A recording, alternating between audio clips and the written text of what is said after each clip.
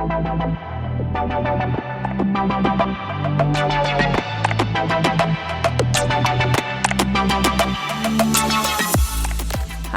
Cakelin here. Yes, like a slice of cake, L-I-N. Please imagine me making a triangle with my hands, as that is how I introduce myself to most people.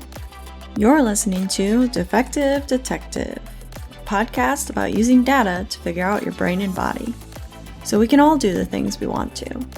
I'll be sharing my own journey while interviewing other makers and self-scientists.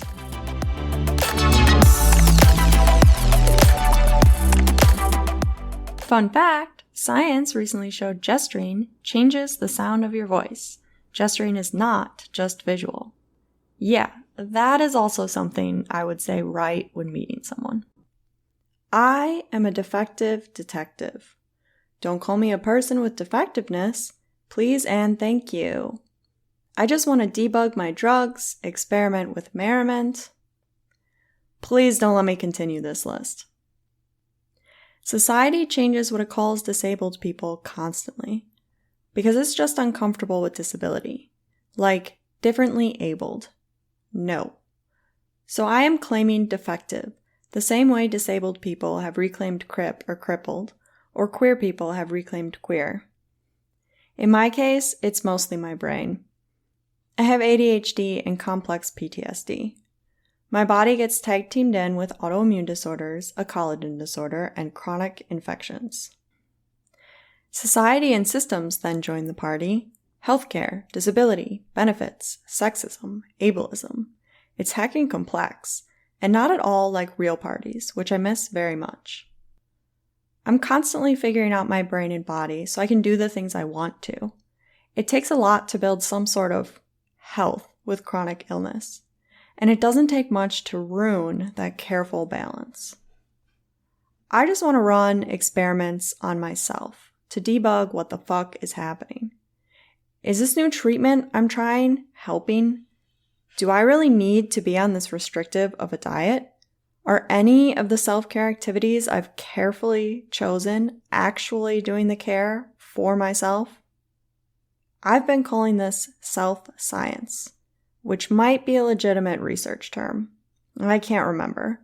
I refuse to distract myself from finishing this podcast by going to look it up, or I will accidentally spend 4 hours reading research articles. Oh, I have a correction already. I don't want to experiment because of issues with my body and issues with how my identities fit the world. I need to experiment on myself. Failure is a much higher risk for me and people like me. This is not a podcast about hacking your productivity to fulfill capitalism, or to try to cover up low self-worth with accomplishments. Been there, done that, and then quit my PhD. There will be no productivity or inspiration porn. This is about making the most of the complex mush of life with a complex, mushy meat cage. What's on the other side of all these obstacles? Fulfillment, belonging, probably other things that are good. I guess? I hope. We will find out together. Also bad things, because no matter what, that will happen. I accept that trade-off.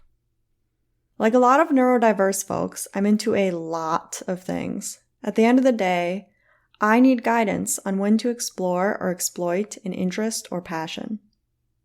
It's scary to commit to things on behalf of an unruly body. Will I have enough energy? Will I fall apart after? Will I disappoint other people and alienate everyone in my life? Stay tuned for the next episode of Why, Meat Cage, Why? I want the same for others, other chronically ill, neurodiverse, or otherwise marginalized people. People who are always swimming upstream, because they weren't the ones who built the fucking stream. I've kept going back to the same thing, needing all my data. I've gotten into self-tracking, like fitness wearables, journaling, and habit tracking, but nothing integrates or has the flexibility that I need to actually figure myself out. And manual self-tracking, you need a lot of spoons to do that. If you're a healthy person, spoons is just a reference to how much energy you have. Chronically ill people have a lot less to start with, and the amount fluctuates. It's fun. It's too much to track your life when you're trying to live your life, when so many are just trying to keep their heads above water. It's helped me in many ways, but it's frustrating to lose progress when I'm too sick. Too sick to do anything, let alone track what I did do or what happened. I have ways around this that I plan to share, but there needs to be something more. Like it or not, we are close to having all of our behavior tracked. A ton of data already exists about us. It's just siloed in the different apps and devices we use. Since the pandemic, even more of our lives are online. Smart home equipment that records video or audio will take us the rest of the way. We are on a choose your own data adventure. Yay! So, you can throw your smartphone in a lake and live in a cave, become some sort of hacker that knows everything companies are doing, or pretend it isn't happening. That way, you can continue to embrace convenience above privacy and ignore any twitches of that something creepy vibe. I'd love a data bill of rights for all humans, but we ain't there yet. Right now, companies nudge me and I have no idea how they are influencing me or what they even know about me. I'm a web developer who's worked on tracking people on the internet, and I still have barely a clue what's happening. It's tempting to want to disengage from the online world entirely, but there's neat things happening if you could cut through the noise, if you could actually find whatever it is you're looking for. Here's just one example. I can't even see my full Spotify play history in their app, or get it any other way, unless I build something. They remove podcasts from your list after you've played them. I can't remember what I listened to recently. Not with this brain. There's always the option of a still-ass data download days later. You know, when I can no longer remember why I even wanted that information. Ugh. What's the difference between writing down when I did an injection versus finding it because I already texted a friend that I was doing it? There's so much potential when you start seeing the online world and your data this way.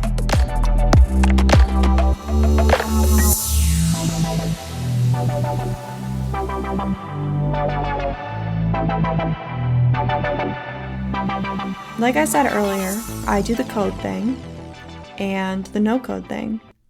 I build web apps with a data focus. I'm also a former computational biochemist and a heavily engaged, progressive social justice warrior. Although I think I'd like to just call myself an advocate. I've always had a wee bit of a fuck you streak, so why not me? Just out here being Robin Hood for people's data. Oh, hello there, icky, definitely not me imposter feeling? Okay, do one of those positive affirmations, Cake. This is worth doing, and I am the one to make it happen. I can't prove it with my data yet, but I swear affirmations help. If you don't have a technical background, whatever the fuck that means, I'm not going to shy away from tech in this podcast. I'd rather try to make it approachable. By which I mean, I'll drop the bullshit tech gatekeeping. Convincing people that tech requires special abilities allows power and wealth to be concentrated, mostly in the hands of white men. Sound familiar?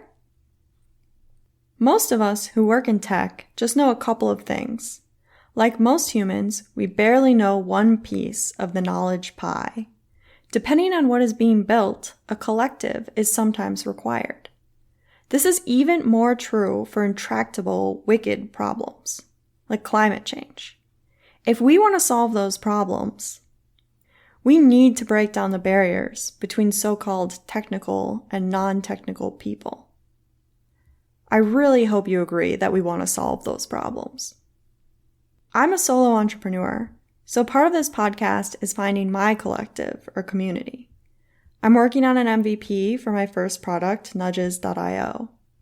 MVP is not a sports thing. Wrong podcast. It's minimal viable product.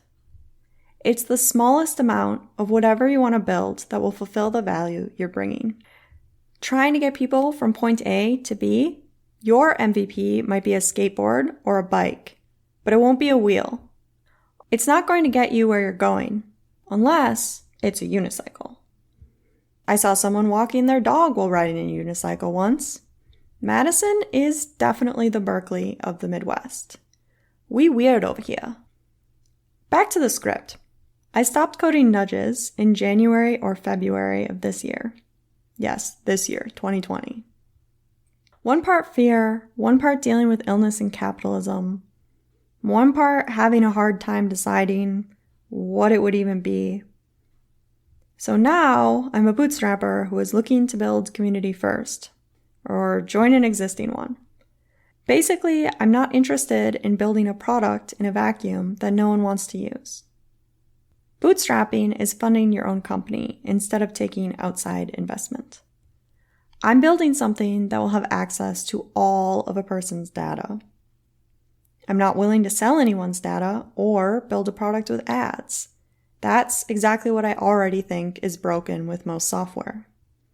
Unfortunately, that is also not compatible with the priorities of most investors, i.e., money or profits. And I'm not looking to compromise on my values. I've done that enough at other people's startups. So after creating an LLC in February, I quit my startup job. And then a pandemic happened. Have you heard of it? I canceled a flight for a Neat Bootstrapper Summit in Mexico City as the flight was boarding. Get this, the goal of the summit was just to make friends with other founders. I love Earnest Capital for that. Anyways, everything got more difficult in my life afterwards. 2020 blah, 2020 blah. It seems to finally be chilling out now, but who knows? That's the adventure. As I was researching things people have already done in the self-tracking world, I realized it was too important for this to just be a product. Venture capital invests in a range of companies looking for an ultra-successful unicorn. They expect most companies to fail. Kind of a self-fulfilling prophecy when you invest in companies that don't have traction or profit, and then force them to grow way too rapidly. As a bootstrapper, I don't think most companies need to fail, but mine still could. And the problem would persist. People wouldn't have the products or data they need to control their life. Reminds me of this quote, "Do something so important, the world would be better off even if you failed." How can I make things better even if I fail? By sharing everything I do and learn along the way. This is sometimes called working in public. I prefer to call it learning in public. I have a way better relationship with learning than working. That quote was Tim O'Reilly, by the way. Yeah, he's the guy with all the coding books and such. The ones that have animals on the covers. I have a Designing Data-Intensive Applications book with a boar on the front. I have not and probably will never finish reading it. It was too boring. I'm so sorry. I don't mean to put the cart before the database reliability engineering horse, but there's a bigger underlying theme here. We need every person and discipline to solve the challenges ahead. Or at least that's what my business cards say. Remember when those were a thing? Am I the only person who has a tagline on their business card? When I give people a card, I offer them a choice of which logo color they want. This actually came from an accident with my first business cards. The printer did such a shitty job The cards were gray, but the edges were white and not cleanly cut. So I colored all of the edges differently with highlighter. Took forever. It was a hit with people though. It makes total sense. I am building a personal data tool after all. And people usually like expressing themselves, even with something so small. So, I'm going to do things slower, but do it my way.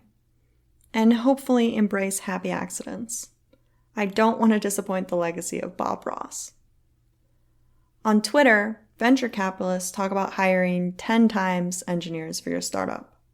These are people who apparently code 10 times as much or 10 times as fast and drive the rest of their team batty with unreadable code, I'm guessing. I'm more like a 1/10 engineer, always asking if we even need to write that code or add that feature. Does this even solve the problem? Is it even the right problem? This predates becoming a scientist in my life. So yeah, I'm a big ol' advocate for diversity and inclusion. I'm the walking, talking, often rambling case for it. Not wanting to keep that rambling to myself, I decided to share the user interviews for my company. Instead of notes kept somewhere in a dark basement, it is becoming a podcast. This podcast. So any creator can learn about diverse experiences. Shout out to Cortland Allen of Indie Hackers for the idea. Indie Hackers is a bootstrapping community. Cortland interviews successful bootstrappers at different stages. I'm way too into this podcast. Before I got other podcasts, my Spotify year in review just showed 5 thumbnails of IH. Hearing the stories of other indie hackers was one of the first times I thought, maybe I can have a business and live my values. So in summary, this podcast will be stories of people who figured their shit out, or tried to, with their own data. Stories of people who are building user-centered data products or content. Small updates on nudges, because I need the fucking accountability. I am sorry. Bad jokes, probably. Some oversharing. Swearing, definitely. If you're interested, I'm at the Cakelin with an I, pretty much anywhere. My business accounts are at Nudges.io. Heads up, I'm terrible at keeping up with them as a solo entrepreneur. My business Instagram is mostly memes so far. Feel free to tell me what I'm doing wrong. Or reach out if you want to be a guest or something. I don't know how to ask for what I need. Please reach out if you know the secret to asking for what you need. Nailed it. Thank you so much for listening. I appreciate y'all so much. Until next time, detectives, too much?